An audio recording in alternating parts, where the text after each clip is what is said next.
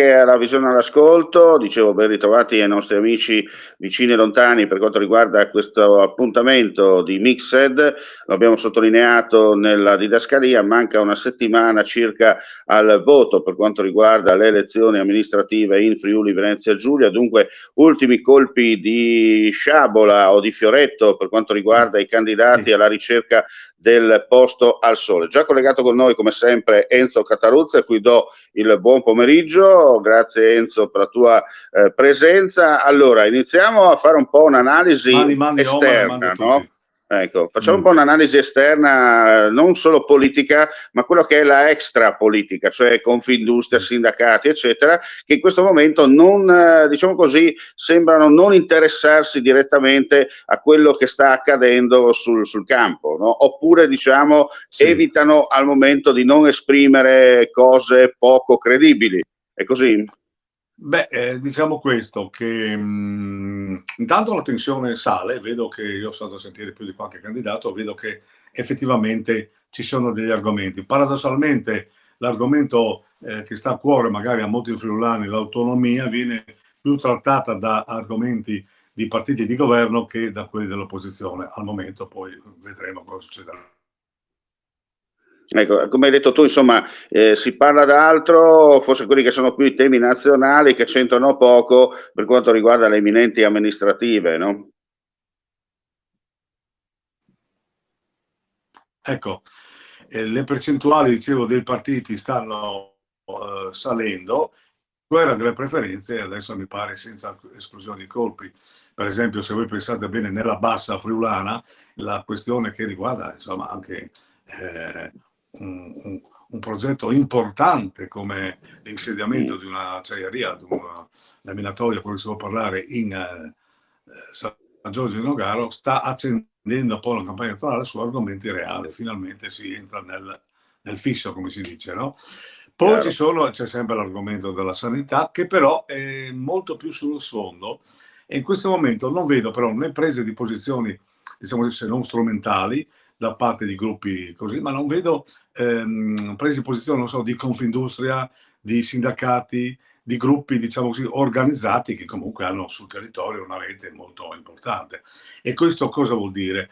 Vuol dire che le regionali, come abbiamo sempre detto, sono una brutta bestia, dove c'è un trasversalismo enorme e dove, diciamo così, i candidati sono veramente il valore aggiunto dei partiti. Le preferenze vengono date a uomini di destra da gente di sinistra e a uomini di sinistra e a uomini a gente di sinistra anche da gente di destra, cioè c'è la credibilità, in poche parole, dei candidati, la credibilità dei candidati. Naturalmente abbiamo in Friuli, che diciamo così è la battaglia diciamo più forte, ecco, abbiamo il Federica che sta viaggiando a destra manca a minuti proprio, no? Non vedo una grande mobilitazione per il momento, se non dei candidati, dei big del centro-sinistra, che mi pare che sta arrivando qui la Slang a Trieste, magari in Friuli non toccherà palla, ma poi abbiamo anche a Pordenone, ecco, la provincia di Pordenone è molto molto attiva, sarà perché abbiamo un ministro di quell'area, ma è molto attiva, molto più delle altre, vedo. Senti, E i rumors, anche l'Isontino. Certo, no, volevo dirti, i rumors, a proposito di Pordenone, dicono che ci sia molto fermento perché ci sia paura da parte soprattutto di esponenti di Fratelli d'Italia che sto giro si trovino in minoranza rispetto agli udinesi. Ecco, questi sono i rumors o le male lingue, come direbbe qualcuno. Ma io dico che forse è un errore che il centrodestra si battagli quasi come dire abbiamo già vinto, quindi dobbiamo in qualche modo vedere da che parte andiamo. Questo è un errore perché vediamo che i sondaggi, comunque sia l'umore del Partito Democratico sta salendo, 4-5 punti a livello nazionale, insomma la dicono lunga.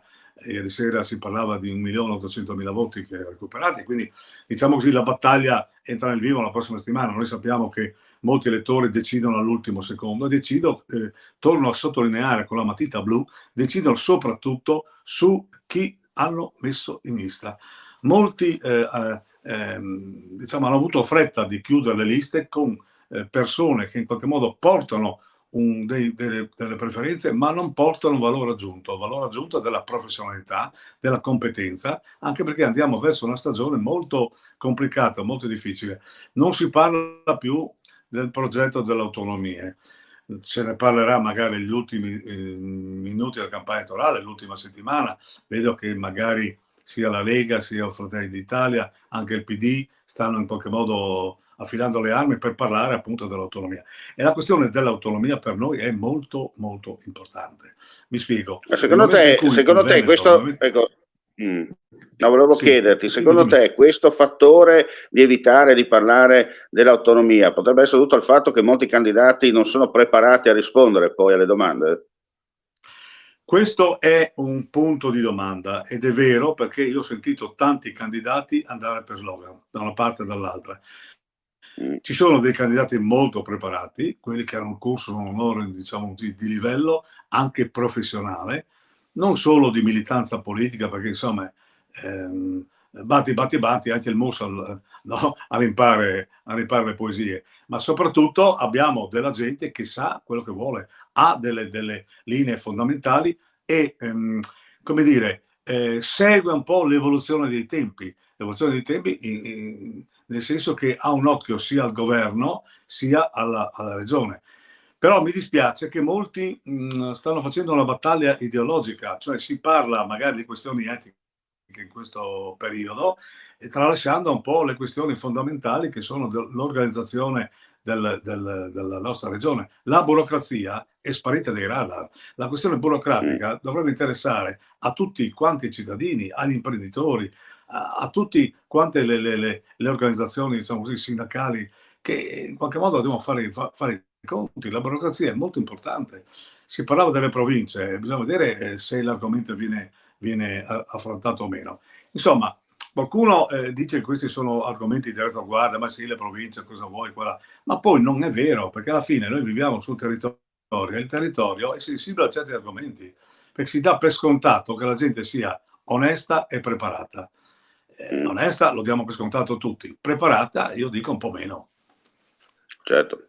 Senti, anche per quanto riguarda le amministrative, dunque le comunali, apriamo adesso un po' una parentesi anche a livello locale, perché ci sono comunque diversi comuni al voto, oltre a Udine e Sacile, ricordiamo che Udine e Sacile, in caso di un superamento del quorum al primo turno, cioè il famoso 50% più 1, voto si andrebbe al ballottaggio fra i primi due candidati. Ci sono anche altri comuni, insomma, interessati in questa tornata elettorale, no? Dove probabilmente una volta si decide, insomma, sono due comuni. Come hai detto tu, non c'è più quella voglia di fare politica veramente nei bar, coinvolgendo la gente, gli ultimi giorni dove era strapieno, eccetera. Come hai detto tu, tutti viaggiano moderatamente, no? Con il pedale non sull'acceleratore.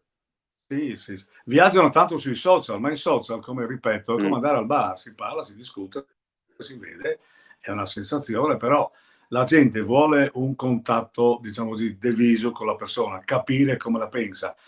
Anche dal punto di vista della retorica, no? Vuol capire se uno sa affrontare un momentino la platea o non sa affrontare, se legge o se non legge. Insomma, siamo nel 2023, insomma, no? Dal punto di vista anche della scolarità siamo cresciuti per fortuna molto, insomma abbiamo una base diversa da tanti anni fa, no? E comunque sia, bisogna sempre tener conto che la nostra regione ha un punto di riferimento importante in Italia, sta crescendo, anche perché insomma la situazione non era florida, ma si stanno rivedendo un po' anche le questioni con lo Stato, e quindi si parla che adesso lo Stato è più centralista di prima, eccetera. Bisogna vedere tutte queste cose. Io voglio solo dire una cosa: il prossimo mese, mi sta ancora a dirlo, ci sono i 60 anni, se non sbaglio, della regione, della fondazione della nostra regione, no?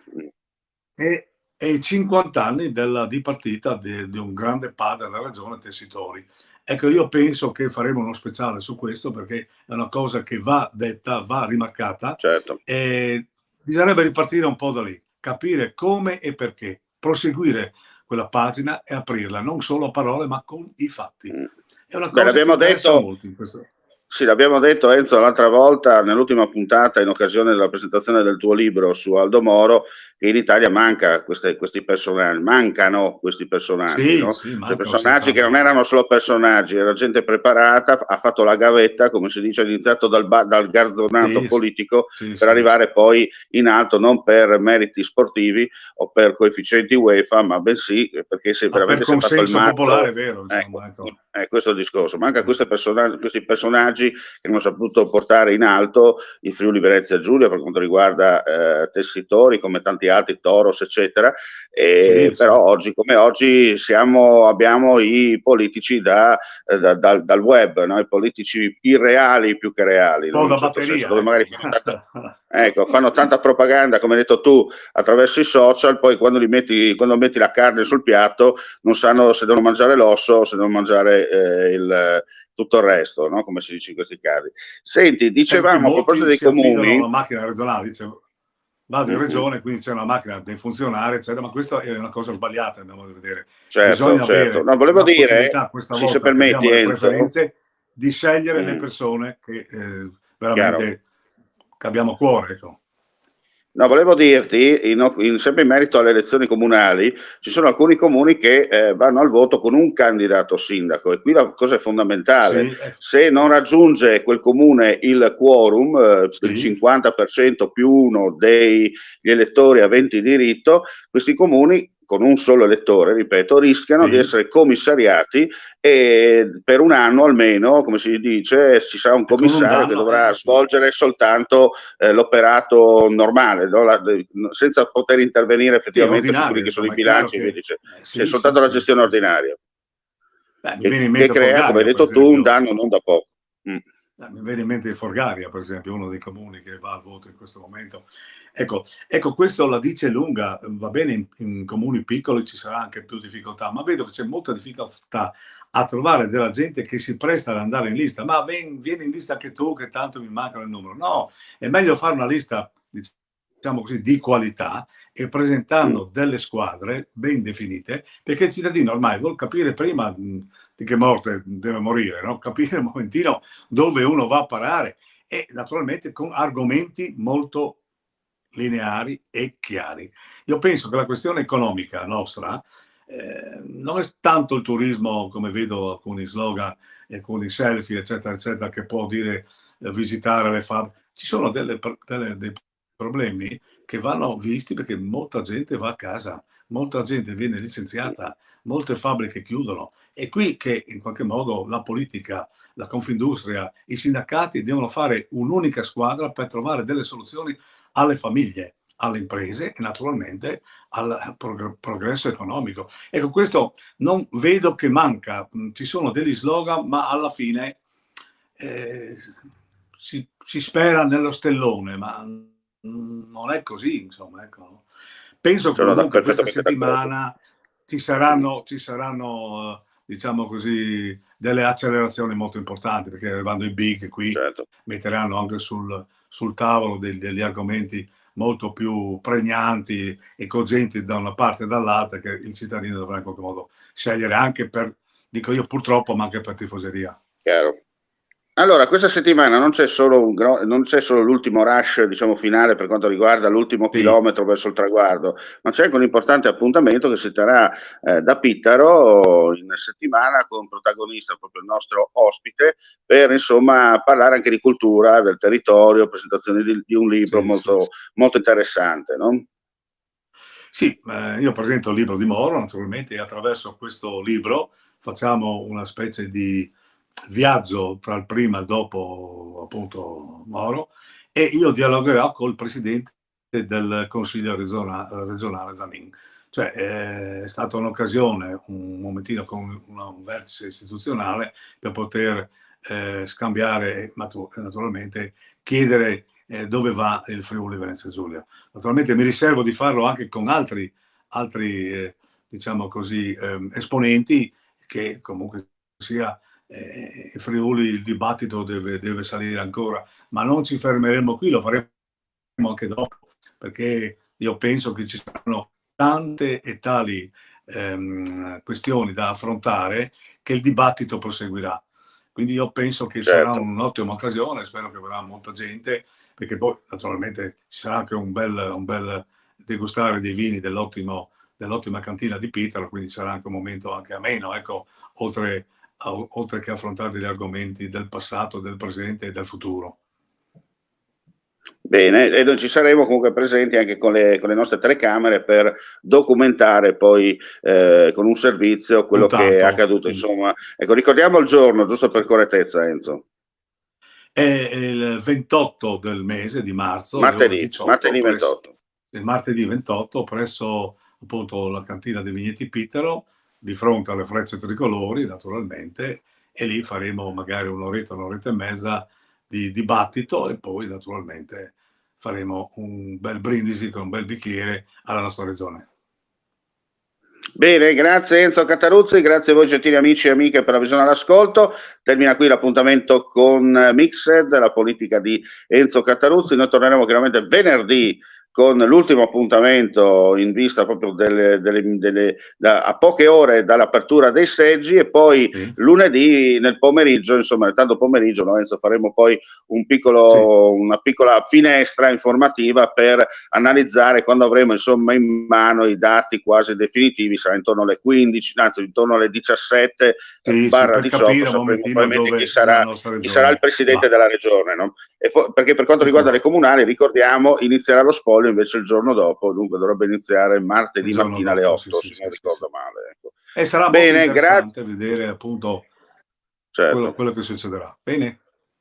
Bene, Mandi. grazie Enzo, rimani lì un attimo, saluto i telespettatori e dunque sigla e alla prossima.